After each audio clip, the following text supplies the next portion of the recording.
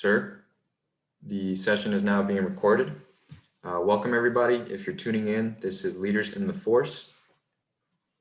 Today we have the pleasure of hearing from Colonel Dawson Plummer. He is currently the commander of the 194th Armored Brigade in Fort Benning, Georgia. Colonel Plummer is a graduate of Tuskegee University. He has a Bachelor's of Science degree in Mechanical Engineering, and as well as a Master's of Science degree in Mechanical Engineering from the Georgia Institute of Technology. Colonel Plummer has commanded at all levels from company all the way to brigade. And today we're here to listen to his experience and perspectives as an armor officer. So sir, thank you for taking time out of your schedule to contribute to this effort. What you're doing is going to help educate cadets not only this year, but for years to come as to their branching decision. So sir, Okay. Thank you. Please tell us about yourself a little bit and why you decided to join the Army. Certainly, and I want to thank Tim Velasquez, everything she's done to set this up, and also thanks to FAMU Rattler Battalion. Definitely an honor to be a part of this forum, and hopefully I can give you all some words of wisdom that you can take with you forward into the Army career of yours. And we know that the Rattler Battalion is very famous for producing some very high quality officers into the Armed Force and also United States Army for many, many years. And looking forward to many of you all joining the force, and not all of you, in the near future. All right, so a little bit about me. I really was interested in the United States Army in high school, junior ROTC. One thing that I found out about was that they had the ROTC scholarship program. They had one that was for minorities. And so I applied for that, got accepted. I wasn't sure what kind of major I should do, but all I know is I like tanks. And I was like, what's close to a tank? What kind of degree would be close to that? And my mom kind of gets upset because I chose mechanical engineering because I didn't know too much about mechanical engineering, but I figured it had something to do with tanks. And hey, yeah, I didn't realize it involved all that math too. But nonetheless, I was determined, and I actually graduated second in my class in the School of Engineering, with a degree, bachelor's degree in mechanical engineering.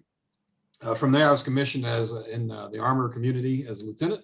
I went to Fort Knox. After Fort Knox, my first duty assignment was at Fort Hood. Did my platoon leader time there and some troop company command time. And then from there, went to what we call the career course now. It used to be a company commander, company commander, captain's career course is what we call it now today, I believe. And so I went to that, got my experience there, and then did another company command in a basic training battalion. And then from there, actually, I was then promoted, well, not necessarily promoted, but appointed to be the battalion S3, so did a little bit of time there as a captain, and then moved up to the deputy brigade S3 job, so I did a little bit of staff work. From there, I went to graduate school. I went to Georgia Institute of Technology, Georgia Tech. I got my master's in mechanical engineering. I finished that in 1 year. And so I used my second year to work on my PhD. So I'm all but dissertation for my PhD. Just haven't gone back to defend it. And but all my coursework's done. Everybody keeps telling me why you haven't gone back yet. It's called deployment. It's called United States Army, but I do need to make time to finish it. From there, went to my next duty of assignment, which would be was it here, Fort Leavenworth? Actually, I take it back. West Point, New York. Taught there for 3 years as a professor of first weapon system design and automotive engineering. Pretty much gotten to understand the intricacies of automotive engineering, not only with how you develop and design engines, but also the dynamic design of vehicles, heat transfer radiators. It was pretty wild stuff. But the neat thing is I was able to utilize my educational background in engineering and make certain inroads. So I was able to do more research in an alternative energy. So I actually helped develop the first fuel cell lab there. So if you look online, I think I have a paper on there about solid oxide fuel cells. I also have another paper about proton exchange membrane fuel cells. So for an armor officer, I actually learned how to do other things as well within my degree of study. From there, I was promoted to major and then moved to Fort Leavenworth, where I did, I think we call that ILE, used to be called Command General Staff College. And my first year knocked out ILE, and it stayed a second year to become a SAMS grad, School of Advanced Military Studies. So that's where you learn all the Clausewitzian definitions for center of gravity. You have to learn both of them and the joint doctrine, all the different planning processes. So a really great experience there. After that, I was sent to Korea, and I was a deputy G5. And then eventually I met a 3-star general there who actually really, there's only a couple handful of mentors I had in my life. That 3-star general was one of them. His name was Lieutenant General Phil. He really took me under his wing and got me into an S3XO job over at 2ID. And when I talk about mentorship, it's very important that if you want to really go far in the military, you got to have mentors. And so, believe it or not, back at my first assignment at Fort Hood, I met probably one of the first high-ranking Black armor officers I ever met. His name was Major Dana Petard. Not sure if anybody knows him, but he actually retired as a 2-star general. But when I met him, he was a major. I was a second lieutenant. And then his cousin was there, Captain B.B. Craig. And when they saw myself and 2 other minority lieutenants, we were like, just walking around, and we ran into them like, hey, they called us over here and said, where are you all from? And this and that. We told them the unit, and they said, stop by and see us.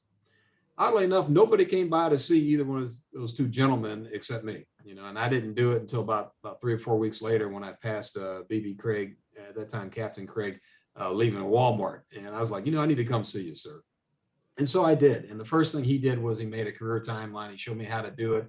And so that was a basic framework for my entire career. I wrote it as pretty much a first lieutenant, and I was able to accomplish everything on the list, a 20-year, 25-year plus career timeline.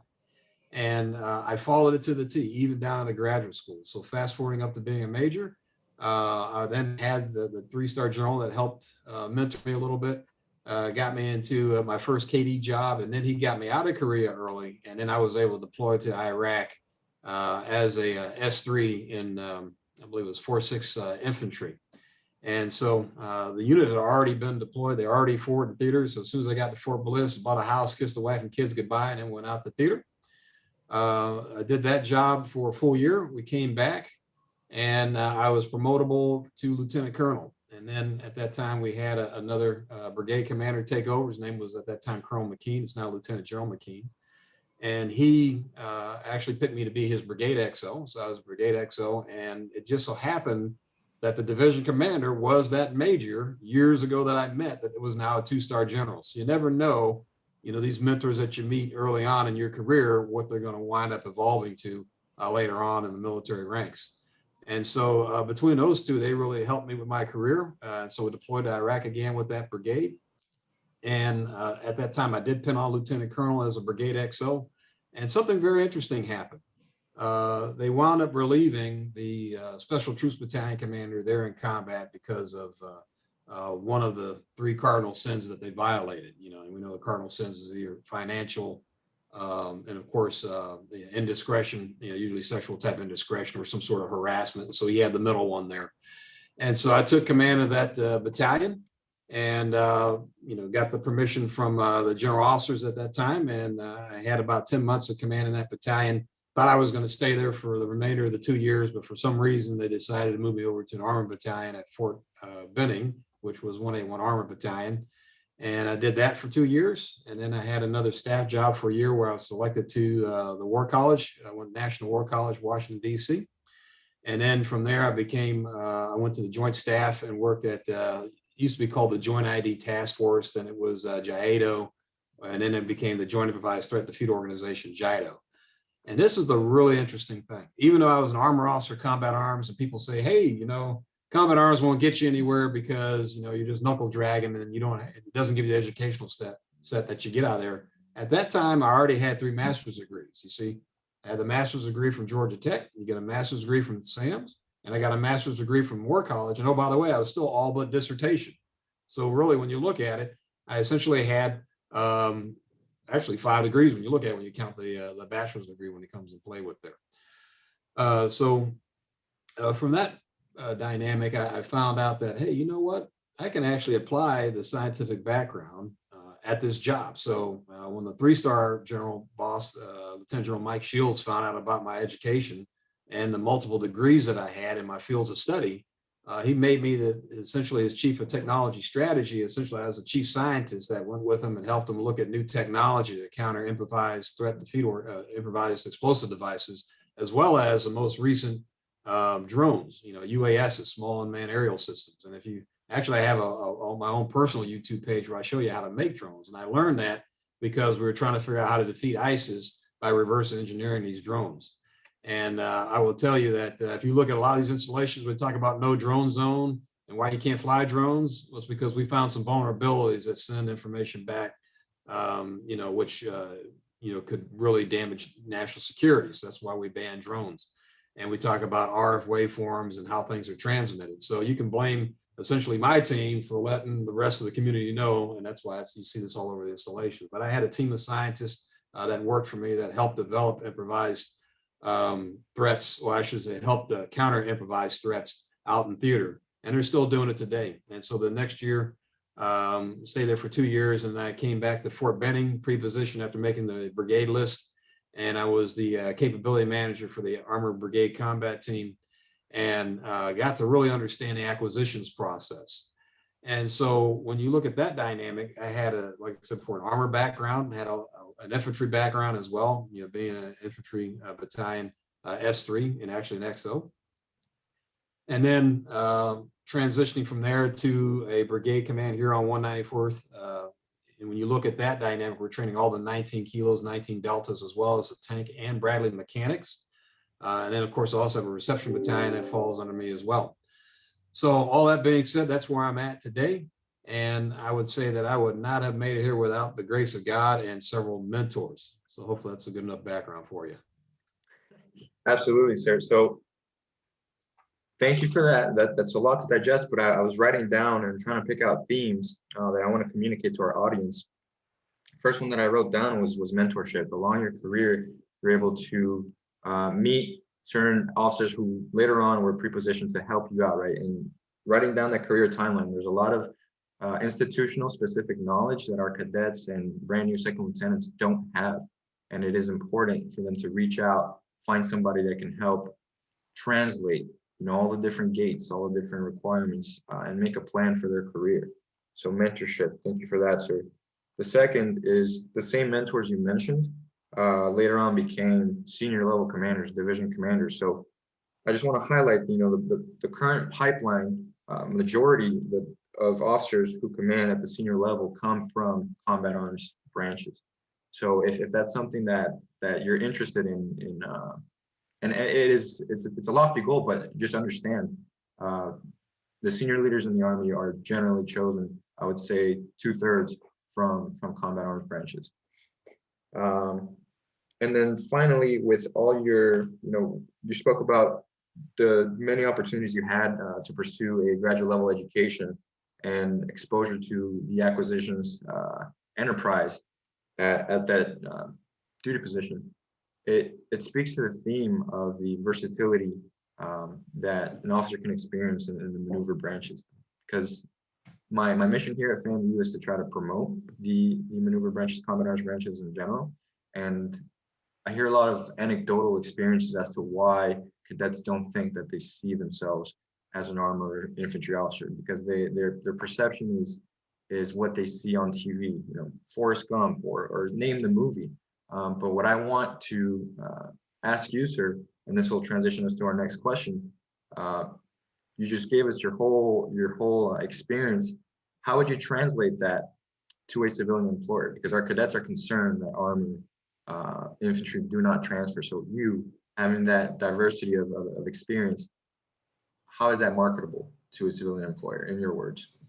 Well, I'll tell you right off the bat that I had a number of job offers. My recent job offer was about $200,000 or $250,000 to run a power plant. And the power plant had an alternative energy section. It had a coal gasification section. And then, of course, it had a general power distribution set. And then, of course, a research and development. Now, you would wonder, why in the world would they pick somebody like me to do that? Well, I just gave you the history. I mean, along the way in my career, I was able to keep myself relevant in my fields of study. And then I was able to translate a number of my fields of study into whatever future jobs that I, would walk into. JADO was one of them. Another one here, even as a brigade commander, I was able to help get the drone development program up. There's a number of emerging disruptive technologies that exist out in theater that we have to figure out and understand not only how they operate, but how to counter them. And, depending on, how you position yourself throughout your career and how, you continue to gain and continue to learn knowledge in particular fields of study that might interest you, then that will easily translate into the civilian world. They know that, number one, we're all great managers of people. If you're a captain in the United States Army, you are a natural manager of people. You're a great time manager. If you're a successful company commander, you've proven that you're also a great time manager. You know how to plan particular events. You know how to develop visions. You know how to develop missions, and you know how to get to an end state, using logical lines of operations. Companies are looking for structure. They're looking for visionaries. They're looking for people that continue to inspire others. And another dynamic that people forget about is the human resources dynamic. One thing about the United States Army is we are still one of the best equal opportunity employers in the United States. One thing I always like to say is bombs and bullets don't discriminate. And the neat thing about the Army is it doesn't matter what your race, background, creed, color, sex, sexual orientation, or what have you. They'll hire you, as long as you can shoot straight, carry a rucksack, we'll take you. And when you look at all these different dynamics here, that's the neat thing about the Army. Army is a natural melting pot. I think it's the ideal picture that you would want a corporation to have. And the other thing that people don't realize is the more diverse your organization is, the more different ideas and more different perspectives you get in solving a problem. When you have people that come from a particular area of the country and that's all they know, that's all they've grown up with, and they have those particular experiences, then that's actually, believe it or not, limited. The best plans, operational plans teams that I've ever had were the ones that were the most diverse, people of different races and sexes and nationalities, and even religions for that matter. And you get different ideas that you would not even have thought of just from your own perspective. And so that's why I'm really big on diversity, really big on equality, and how the Army is still one of the best equal opportunity employers. Yes, sir. So you have a highly developed technical expertise in your discipline, but you've also held the positions as a maneuver leader, maneuver planner, maneuver commander. So knowing both worlds, how has being proficient, not proficient, successful in the armor world made you a better technical supporter? That's a very good question. So let me put it this way. So there were a couple times where when senior leaders found out what my background was, one of my old bosses, Lieutenant General retired H.R. McMaster, was commanding at Fort Benning. I was in battalion command at the time. And you'd be surprised how many companies like Drone Dynamics or BAE, Raytheon, all these engineering companies come down trying to sell these generals something. And they're looking for somebody to be able to advise them on the Army side, these particular backgrounds and technical backgrounds, and understanding, what is tractive effort, what is computational fluid dynamics, how does a vehicle work, how does a powertrain work? So I had that experience, and I was still a sitting battalion commander, but yet he'd call me up, for some of these meetings because he's trying to shape what the future armor is supposed to look like. And that's the aspect of the Army that they're still trying to develop within talent management. And so really, the thing that you have to understand is that even though you are branched at a particular branch or a specific branch, does not mean that all your efforts, 100% of your papers, 100% of your vision, everything has to be directed at that branch. There is nothing wrong with you broadening your horizon, broadening your perspective of things, and having at least an understanding of all those things that are either connected directly or indirectly with your branch. I mean, a tank is an automotive engineering feat. When you look at the turbine engine, you look at the powertrain sets on there, you look at the electrical capacity.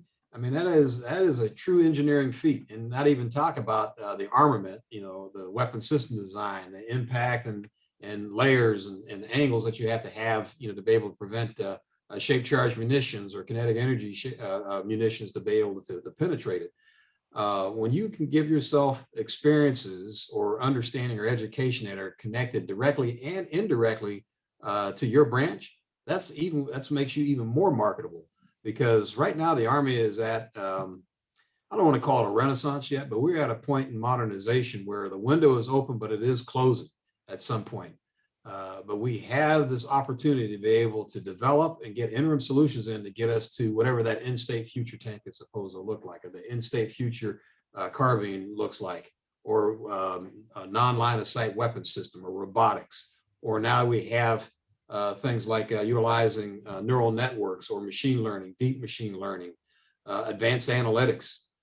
These are things that I learned as I continued throughout my Army career. When we talked about, how do you do algorithm development? How does AI work? How do drones work? How do they fly autonomously, semi-autonomously? Let's face it, we have, small UASs are just about in every aspect of commerce and even in warfare, being able to improve your situational awareness, being able to do an IPB, intelligence preparation of the battlefield, taking systems, that are able to produce some sort of surveillance that you're able to access immediately at the tactical level. It's very difficult in some stances, if you don't have the right clearances, to access satellite imagery, right, real time in a particular area without having certain clearances. However, you have a drone and you can be able to fly it a certain way, you can get to that. Or if you have a certain munition that can give you a non-line of sight capability. So taking your answer and making that answer, your question, and making that answer a little bit longer, bottom line is taking those facets of your branch and finding out those things that are connected directly and indirectly, and then learning those fields of study will get you even more marketable. And then on top of that, you've got to write. What does it mean that? What do I mean by write? You've got to start writing papers. You've got to start writing your ideas, contribute to your branch magazines like Armor Magazine, or some of the other Army type magazines out there, or when you're going to ILE or CGSC, or when you're going to SAMS, you have opportunities to write small dissertations. When I was at the War College, one of the papers that I wrote was integrating alternative energy into government infrastructure. And I was able to take all the different facets of that I learned for alternative energy and how you can integrate that into powering the Smithsonian's, how you can knock a military installation off the grid. And when you write papers like that, people start to look and like, what does this mean here? How does it work? And then you still have to have papers that are relevant to your branch. Like I wrote another paper on sweat, sons of sweat, sewage, water, electricity, trash, which was something that we attempted to use to determine pacification within the different provinces in Iraq. And if you Google my name on Amazon, both those papers are there. And the catch is, how are you able to make yourself and the abilities that you have known to the community? And then how can you take that and make that productive in your area of branch or field of study? So you always have to be able to contribute. You have to be productive to help your organization or the enterprise move further. Sure. So I think your background, your experience, your career can give a lot of cadets confidence if they have some sort of technical academic undergraduate experience, confidence in jumping into the maneuver branches, armor branch, and being able to apply their studies to these branches. Because the misconception that I see or hear when I ask cadets, when I query them, they say, no, I want to do something that relates. And you have to find how it relates. And your experience is a perfect example, very technical academic discipline being applied to the Army's armor branch. So I would say don't feel canalized for the cadets. Don't feel canalized and funneled in because you are an engineer major. I have to branch into the engineer corps, or no, you will find a way to apply that domain specific knowledge for the betterment of your community. So I think that will help cadets who fear that armored infantry doesn't give them an opportunity to exercise their academic discipline. All right, sir. And currently, you are the 194th Armored Brigade commander in charge of training 19 kilos and 19 deltas. So what are those armored crewmen and scouts expecting from their lieutenants when they get out to the force? What does an armored lieutenant look like? Not look like, but what intangible people skills do they need to have when they get out to the force? That's a great question. I would say the number one thing is a willingness to learn. If you come in as a know-it-all and think that you know how to do a particular job better than somebody that's already been in the Army longer than you have, because ideally if you're a second lieutenant, you've been in the Army maybe a year, it's important that you understand, number one, your platoon sergeant is the one that's going to set you up for success. That's sergeant first class. If you got a good platoon sergeant, he'll take you under his or her wing, and they'll teach you the ropes of your particular branch. And then what you'll do is, one, you'll understand the management behind it, but then two, you'll understand what your actual role is. Your actual role as an officer is to understand the doctrine, all right, of how your entity operates. So if you're a tank platoon leader, if you're a scout platoon leader, then you better get the manuals on those particular disciplines. If you're an engineer, platoon leader, signal, whatever it is that you may be, you're going to need to understand that it's very, very important that if you don't know your doctrine, then you have no credibility. Your credibility exists on understanding the intricacies of how to fight and win and operate in the current and future war. And you have to be able to solve problems. It's one thing to present problems, all right? But the leaders are the ones that not only solve problems, but then give options on solving those problems, especially if it's a level that might be above you.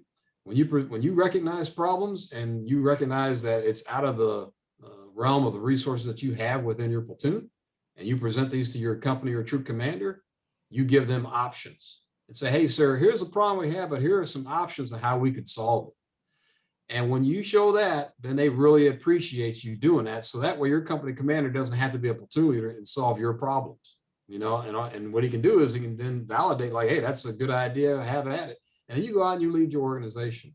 But you have to have that willingness to learn. You have to know the doctrine, and you have to have the ability to not only find problems, but to solve problems and present options.